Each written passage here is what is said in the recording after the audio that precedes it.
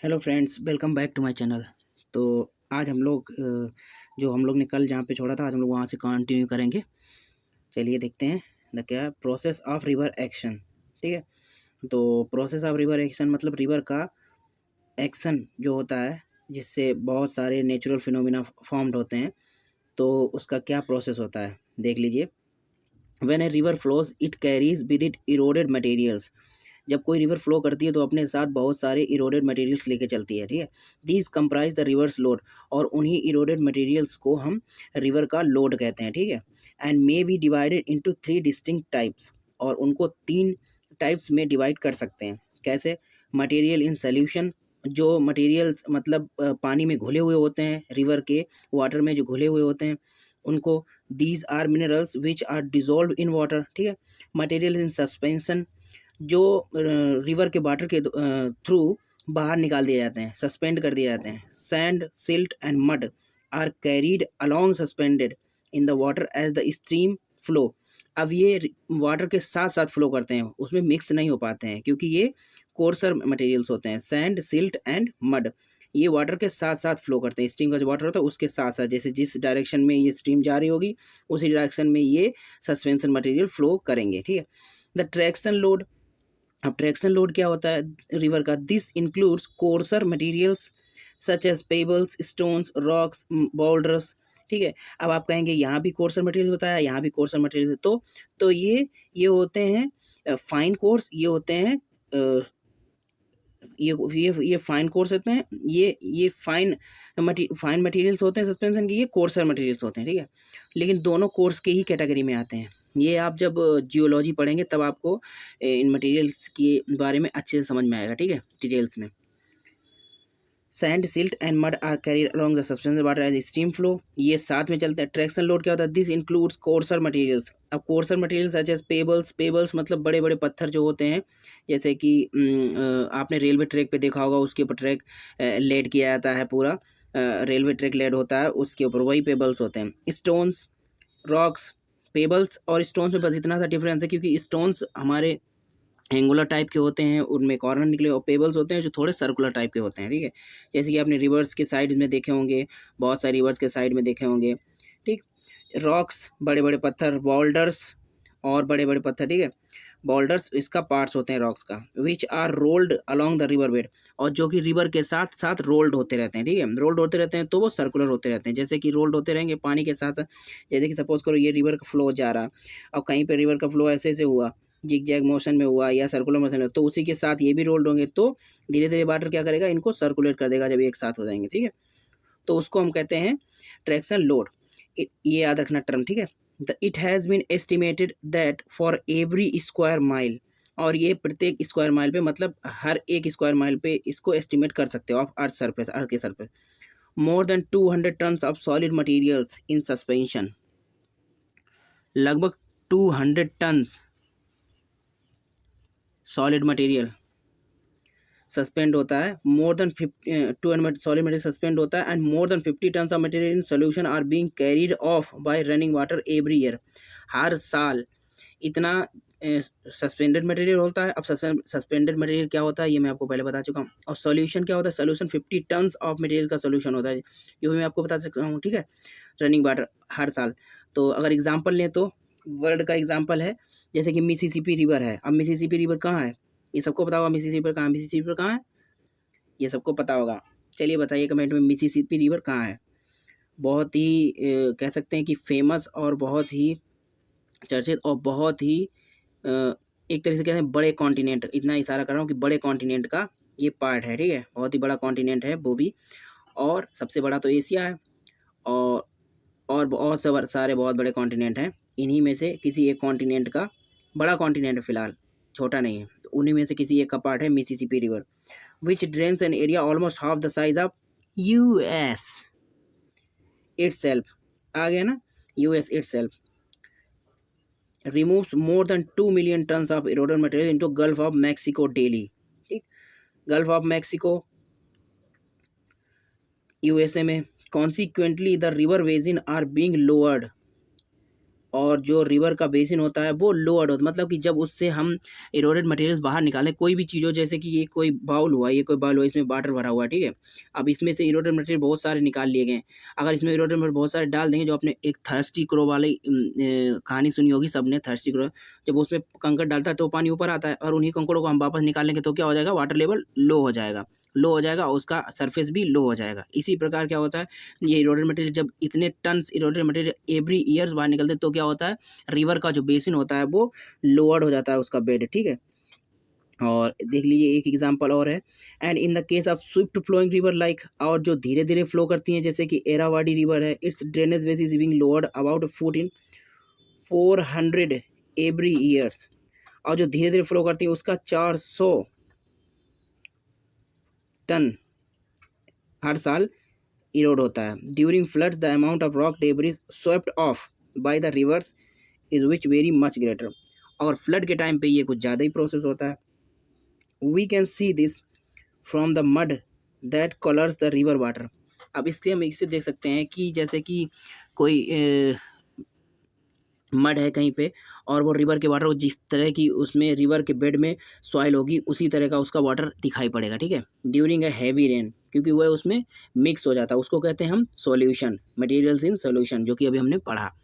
The ability of rivers to move the various grades of materials depends greatly upon the volume of the water and the velocity of the flow and lastly the size, shape and weight of the load। अब जो river का जो materials को इरोड करने की property है, बाहर निकालने की प्रॉपर्टी, वो किस पे डिपेंड करती है, कितना वाटर उसमें फ्लो कर रहा है, उसकी स्पीड क्या है, उसका साइज क्या है रिवर का, उसका शेप कैसा है, और उसका जो ट्रैक्शन लोड है वो उसका वेट कितना है। इट इज़ सेड दैट, ऐसा कहा जाता है कि by doubling the velocity of river की वेलोसिटी को 2 गुना करने पर its transporting power is increase by more than 10 times. अगर हम उसकी वेलोसिटी को डबल कर देंगे तो उसकी इरोड करने की पावर रिवर की क्या हो जाएगी, 10 टाइम्स हायर हो जाएगी। इट्स देयरफॉर नॉट सरप्राइजिंग, ये कोई आश्चर्यजनक बात नहीं है, to find the huge boulders that are stranded in normal times, जैसे कि रिवर को बाहर जो हम बहुत सारे साइड में बोल्डर्स देखते हैं, but may be moved during seasonal floods, हो सकता है कि वो सीजनल फ्लड्स के थ्रू बाहर निकाले गए होंगे रिवर के द्वारा। The movement of river is thus intermittent, acting vigorously in certain parts of every year, remaining less active at the time. और कुछ जगहों पे रिवर्स का जो मूवमेंट होता है वो हमेशा क्या रहता है, वाइगोरसली बहुत तेज रहता है कुछ टाइम पे, ठीक। ये हो गया हमारा रिवर का प्रोसेस ऑफ एक्शन। अब हम लोग देखते हैं जरा रिवर का erosion and transportation. Erosion and transportation देख लेते हैं कितने टाइप का होता है, क्या क्या होता है।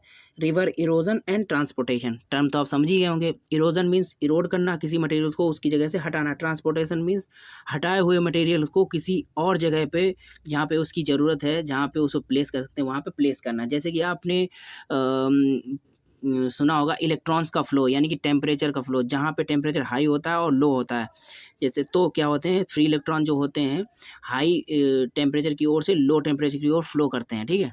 तो वही है यहाँ पे भी सेम है कि इरोजन जो हाई अल्टीट्यूड वाला एरिया होता है वहाँ से इरोड होके मटेरियल कहाँ प्लेस होते हैं, ट्रांसपोर्टेशन के थ्रू, जहाँ पे वो लोअर्ड लैंड होगी, यानी लोअर्ड बेसिन होगा, वहाँ पे ये वहाँ पे इरोडेड मटेरियल वहाँ पे ट्रांसपोर्ट होके वहाँ पे प्लेस हो जाएंगे, तो वो प्लेन एरिया बनाएंगे।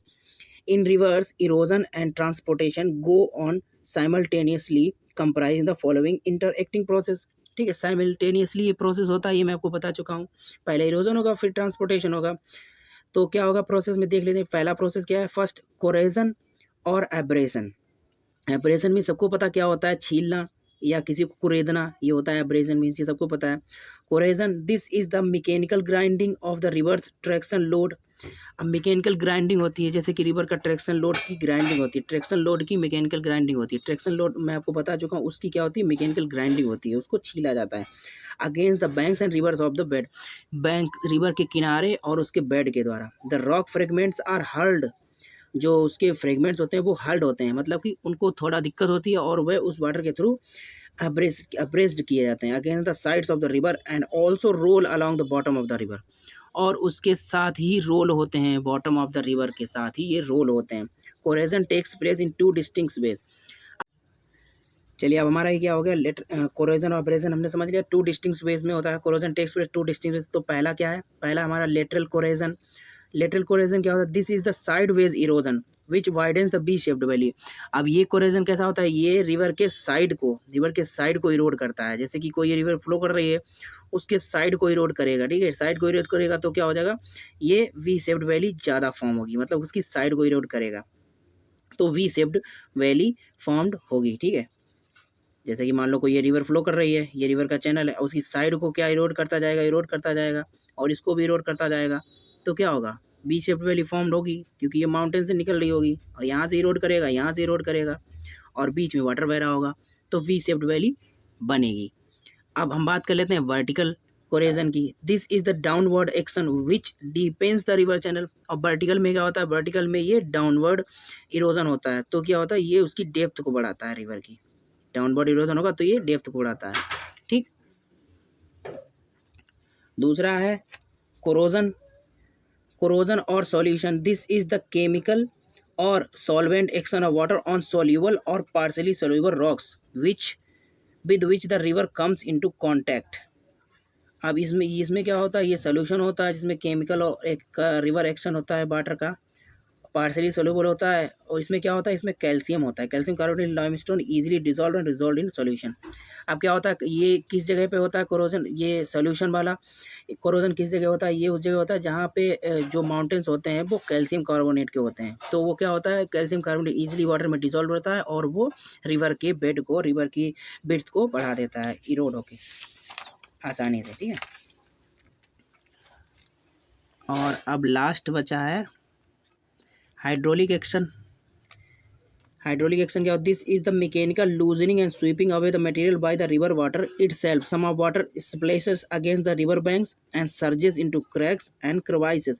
This help to disintegrate the rocks and the water also undermine the softer rocks with which it comes into contact. It pick up the loose fragments from the bank bed and transport them away. अब hydraulic action क्या होता है, कहीं पे कोई mountain है, कहीं पे एक रॉक है, वहाँ से उसमें जो क्रैक्स पड़े हुए हैं वहाँ से वाटर एंटर करता है रिवर का इसमें, और एंटर करने के बाद क्या करता है, उसके मटेरियल्स को, उसके फ्रेगमेंट्स को, रॉक के, उसको लूज कर देता है, और लूज कर देता है तो वो फिर धीरे धीरे अपने साथ उसको बहा के ले जाता है, और इस प्रकार क्या होता है, रिवर का जो साइड होती है वो वाइड हो जाती है, ठीक है। एट्रीशन क्या होता है, this is the wear and tear of transported materials themselves when they roll collide into one another and the coarser boulders are broken down into smaller stones. The angular edges are smooth and rounded from pebbles. The finer material carried out. तो इसमें क्या है, इसमें वही है कि जैसे कि ये वो प्रोसेस है जिसमें कि ये आपस में जो इरोडेड मटेरियल होता है, ये कोर्सल पेबल्स और बॉल्डर्स होते हैं, ये आपस में कोलाइड होके, आपस में लड़ के, उसमें ऐसे कोलाइड होते हैं तो आपस में लड़ते हैं तो घिसते हैं, तो उससे क्या होता है, ये आपस में ही घिस के क्या होते हैं, कुछ तो बॉल्डर्स ब्रेक होते हैं छोटे मटेरियल्स में, और ये रिवर का लोड बढ़ाते हैं, यानी कि ये इरोडेड मटेरियल में कन्वर्ट होकर रिवर के साथ बह जाते हैं, तो इससे क्या होता है, रिवर का डेप्थ और चौड़ी होती है, ठीक है। आपस में यहाँ कोलाइड होता है, जो उसके मटेरियल होते हैं उनका आपस में कोलाइड होता है, तो इससे क्या होता है, रिवर चौड़ी होती है। अब हम लोग इससे आगे की कल बात करेंगे, द कोर्स ऑफ रिवर की हम लोग कल बात करेंगे, ठीक है। आज के लिए इतना ही, धन्यवाद, थैंक यू।